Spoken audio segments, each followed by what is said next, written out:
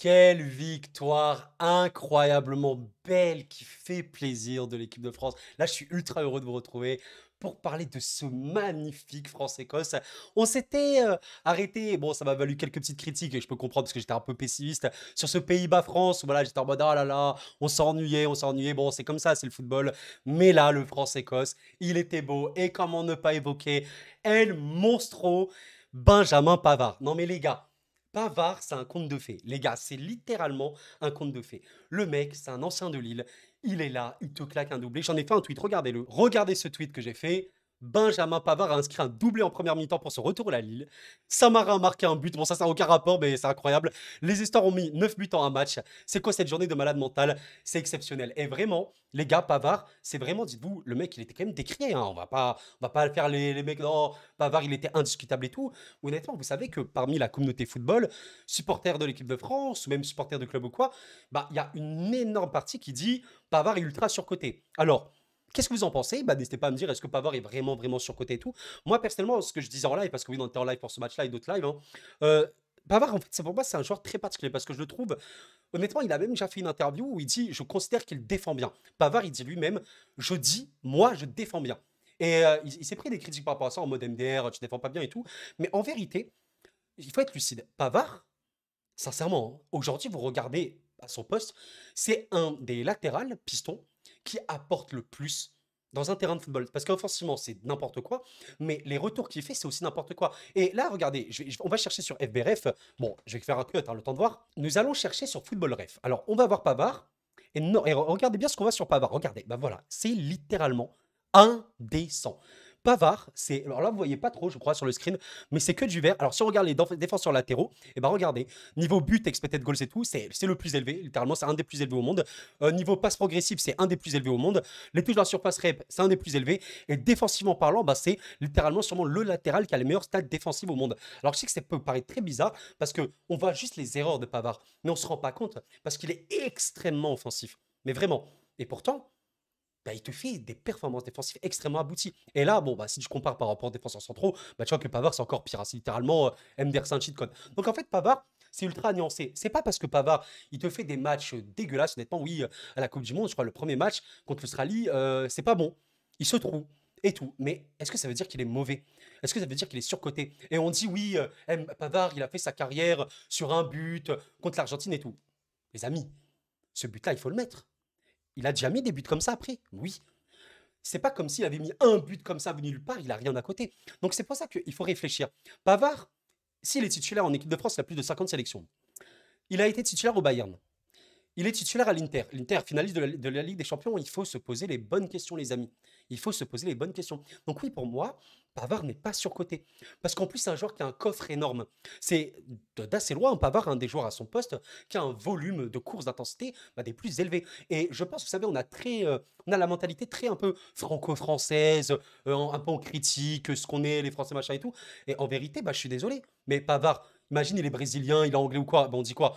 Ah, Pavard, il est incroyable, c'est le meilleur du monde. Mais comme il est français, on dit qu'il est nul. Vous voyez ce que je veux dire? Donc, non, pour moi, vraiment, bon, là, on a fait un speech sur Pavard, mais je voulais vraiment en parler. Pavard, pour moi, n'est pas surcoté. C'est un joueur qui a d'immenses qualités, qui a des défauts, mais par rapport à ce qu'il apporte sur un terrain, c'est trop un plus. C'est trop un plus. C'est une vérité, c'est trop trop un plus. Bon, bref. Voilà, je voulais faire comme ce speech sur Pavard. Donc voilà, je pense sincèrement que c'est l'homme du match. Un très très très très très très bon match de Pavard, qui était en centrale, mais défensivement, il était extrêmement solide. Ça faisait assez plaisir de le revoir en centrale, mine de rien, parce que c'est pas. Bon, il a déjà joué à ce poste, mais c'est assez rare, donc ça fait plaisir de le voir. Voilà, très très bon match. En plus, il te met un doublé. Les amis, il est à ça du triplé. Rendez-vous compte, il est à ça du triplé. Vous vous rendez compte quoi? Ça me rappelle Levin Kurzawa en Ligue des Champions, je crois, contre le Celtic Anderlecht. Oh non, mais c'est un truc de fou furieux. Bon, bref. À part ça, l'équipe de France a été overall assez globalement assez bonne. Bon, Kamavinga, il fait une grossière erreur qui amène au premier but du match. D'ailleurs, le but écossais, le seul du match.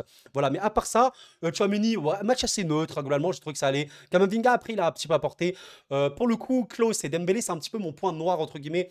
En fait, on les a pas assez vus, surtout Klose, si tu veux. Dembélé, on l'a quand même plus vu. Il y a eu des moments où il a vraiment fait accélérer le show. Il a fait des bonnes passes, vraiment très très dangereuses. Il a fait notamment une passe à Mbappé exceptionnelle qui n'a pas pu reprendre Mbappé malheureusement. Donc c'est pas si pire. Hein. C'est pas un mauvais match Dembélé non plus.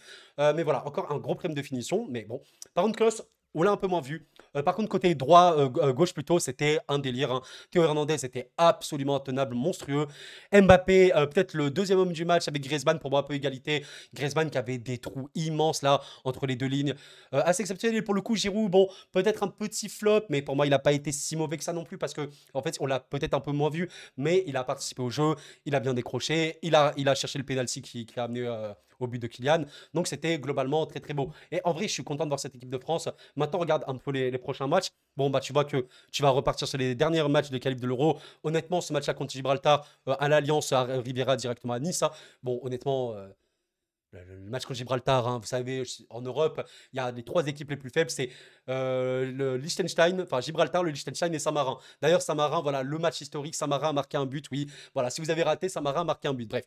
En tout cas, je suis très très content pour cette équipe de France. Voilà. Alors les amis, on va quand même voir le Twitter de l'équipe de France. J'espère quand même qu'il y a de beaux messages parce que c'était un match très très beau. Et en vrai, on va même parler un petit peu des Français Sport parce qu'il y a eu des très beaux buts.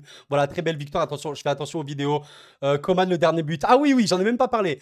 J'en ai même pas parlé. Les amis, le but de Coman. Oh, le but de Kingsley, incroyable. Et c'est là où je te dis à quel point cette équipe de France, elle est monstrueuse et elle a un potentiel offensif. On avait une récupération assez haute de l'équipe de France. Je sais plus c'était qui. Après, Mbappé a eu le ballon. Il y a eu un très très très très bon 1-2 avec Thuram, Thuram Mbappé. Thuram a pris la profondeur et là, le Thuram sur le côté gauche qui te fait un très très très très très bon centre sur Griezmann. Assez phénoménal, Griezmann qui te claque le ballon sur la transversale. Et après, tu as une demi-volée de Coman exceptionnelle et ça finit sous la barre transversale. Transversale, but de Coman exceptionnel. D'ailleurs, voilà, globalement, Thuram, j'ai trouvé que, bon, il a fait une rentrée.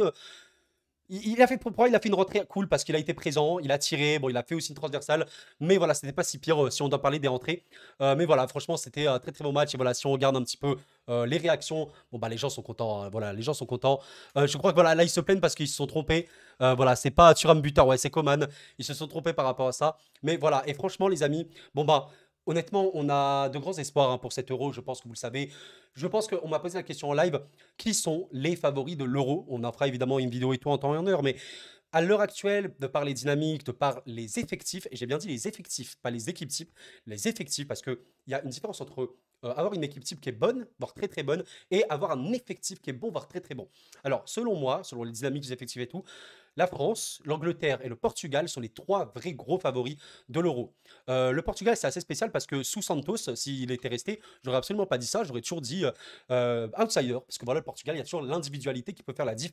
Mais là, Roberto Martinez est très très bon. Vous vous rappelez quand même qu'il a rendu la sélection belge avec une très belle génération, certes, mais il a rendu la sélection belge absolument monstrueuse, hein, une des très très très très très grosses équipes de ces dernières années, hein, qui a battu le Brésil, qui honnêtement, même si on est français, ils auraient pu battre la France à la Coupe du Monde 2018. Je pense que le match le rejoue 10 fois, la Belgique peut regagner, et donc ils étaient monstrueux, hein, les Portugais, là sous Martinez, c'est assez indécent, hein. Et en vrai, voilà, France, Angleterre et Portugal pour moi. Après, tu as peut-être un peu l'Espagne, peut-être outsider plus. Et après, tu as le reste. Mais voilà, voilà, je pense que j'en ai pas trop oublié. Peut-être j'ai oublié, mais bon. Mais en tout cas, par ça, l'équipe de France, c'est merveilleux. Enfin, à un moment, les amis, quand vous voyez que tu as une équipe type comme ça, franchement, et quand tu vois que sur le banc, bah, tu as potentiellement des Colomani, tu as des Loukeba. Enfin, Loukeba, il va pas revenir, je pense, mais tu as Coman. Enfin, je veux dire, tu as Lucas Hernandez, c'est un délire. Sincèrement, la profondeur de banc de l'équipe de France, elle est gravissime. Et en vrai de vrai, je sais qu'on a tendance à le sous-estimer, mais je suis obligé de le dire. Enfin, le sous-estimer, c'est pas le terme. Mais les amis, Kylian Mbappé Lotin. Kylian Mbappé Lotin, je sais qu'il y a beaucoup, qu'il y a un peu une guerre d'ego avec ce joueur. Oui, Kylian, machin, il parle trop, on l'aime pas, il est détestable, il a la grosse tête, truc, machin. Mais les amis, factuellement, Mbappé est déjà une légende de la sélection nationale. C'est une vérité. C'est déjà un des meilleurs joueurs de l'histoire de ce pays. C'est une vérité. Et ce mec-là, c'est ce qu'on appelle un game changer. C'est ce qu'on appelle un cheat code. C'est un gars qui est là et de par sa présence, l'équipe que tu es et l'équipe adverse ne sont plus les mêmes parce que c'est Mbappé.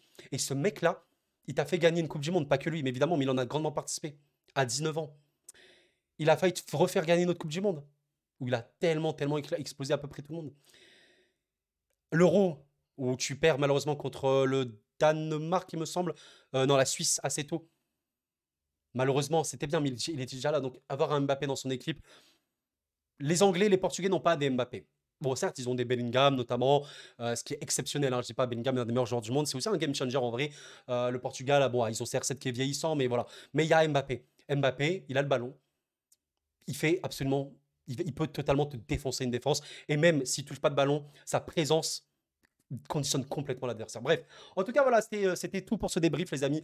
Qu'est-ce que vous en avez pensé de cette trêve qui est terminée? On va se retrouver tranquillement avec la Ligue 1, etc., le machin, le truc, etc. Bref, en tout cas, merci d'avoir suivi cette vidéo. Pensez à liker et à vous abonner. Extrêmement important comme d'habitude. Je le répète tout le temps, mais c'est la base. Sachez que vous voulez m'aider. Vous êtes en mode, oh, en vrai, ce mec-là, Koro, il est cool, il est bien, machin. Mais comment l'aider? Mais comment l'aider? Comment m'aider, les amis? Bah, likez, tout simplement. Voilà, c'est très, très facile. Merci à vous. Mais voilà, je suis quand même content de la fin de cette trêve. Maintenant, on va repartir aux choses très très sérieuses. Un gros gros programme nous attend, notamment la semaine prochaine avec beaucoup beaucoup de choses. Les compétitions européennes pour les clubs français, le PSG, beaucoup beaucoup de voix, beaucoup de trucs à faire. Donc j'ai très très hâte. Et voilà. Merci d'avoir suivi la vidéo les amis et la paix sur vous.